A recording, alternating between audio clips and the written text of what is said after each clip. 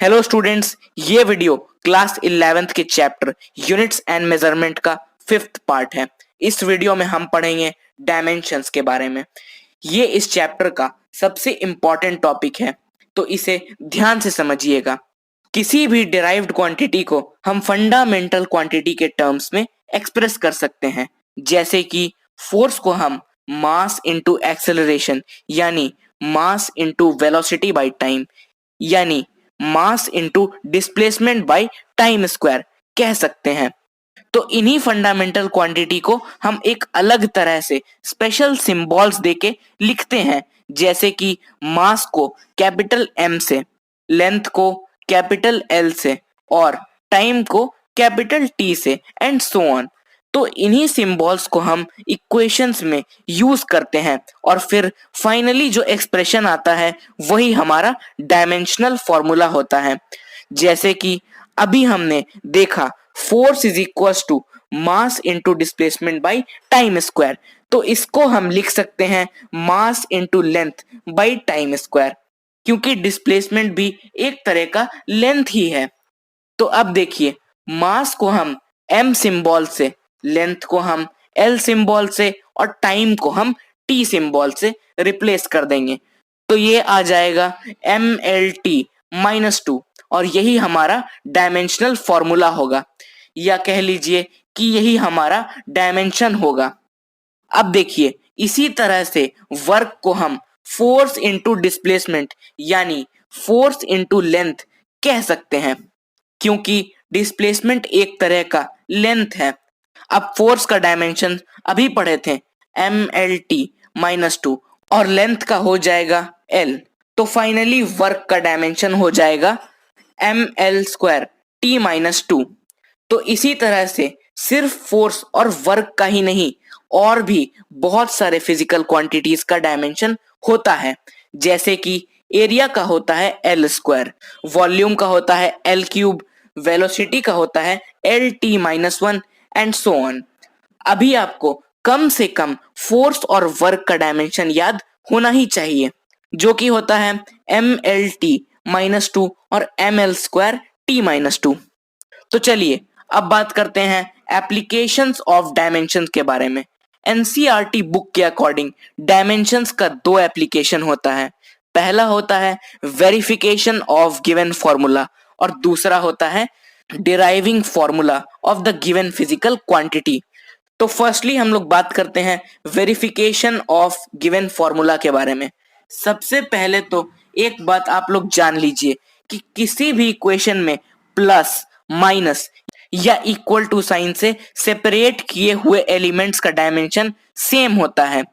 अगर उसका dimension same नहीं होगा तो वो इक्वेशन रॉन्ग होगा।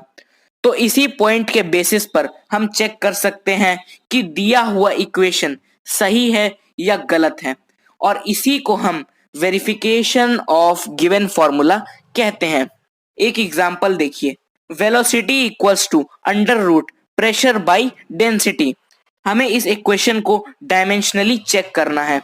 तो वेलोसिटी का डायमेंशन होता है एल टी माइनस 1, प्रेशर का डायमेंशन होता है M L minus 1 T minus 2 और डेंसिटी का होता है एम एल माइनस 3। तो इसे कैलकुलेट करने पे वेलोसिटी और under root pressure by density का डायमेंशन इक्वल आएगा, इसलिए ये इक्वेशन डायमेंशनली करेक्ट है। अब बात करते हैं deriving formula of the given physical quantity के बारे में। तो हम डायमेंशंस के हेल्प से कुछ स्पेसिफिक फॉर्मूलाज डिराइव कर सकते हैं।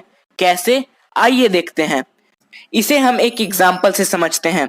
देखिए, इस क्वेश्चन में टाइम पीरियड t डिपेंड है मास m, लेंथ l और ग्रेविटी g पे। तो इसी कंडीशन को हम ऐसे लिख सकते हैं t equals to k m to the power x, l to the power y और g to the power z, जहां पे k कांस्टेंट है। तो यहाँ पे टाइम पीरियड t का डायमेंशन t होगा, मास m का डायमेंशन m होगा और लेंथ l का डायमेंशन l होगा और ग्रेविटी g का डायमेंशन एल टी माइनस 2 होगा। कांस्टेंट k का डायमेंशन 1 होगा।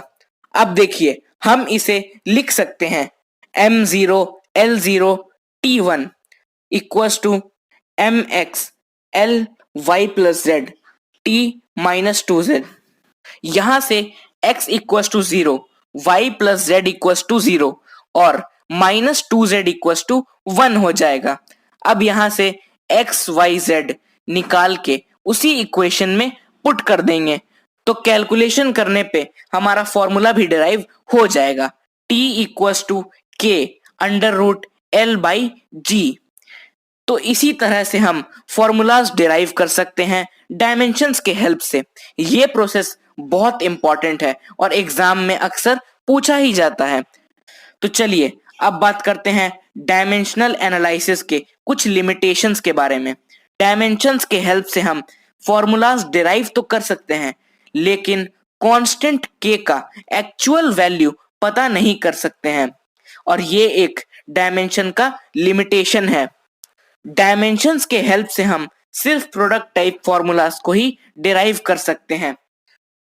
वो फॉर्मूलाज जिसमें साइन थीटा, कॉस थीटा या टैन थीटा या फिर कोई भी ट्रिग्नोमेट्रिक रेशियो हो उसे हम डायमेंशंस के हेल्प से डिराइव नहीं कर सकते हैं। ये थे कुछ लिमिटेशंस डायमेंशंस एनालिसिस के। तो स्टूडेंट्स ये था फिजिक्स के चैप्टर यूनिट्स एंड मेजरमेंट्स का 5th वीडियो। नेक्स्ट वीडियो में हम इस चैप्टर के एनसीईआरटी एक्सरसाइज को समझते हुए सॉल्व करेंगे। अगर आपको अभी भी कोई भी डाउट है तो नीचे कमेंट कीजिए, मैं उसका रिप्लाई जरूर दूंगा। Thank you for watching.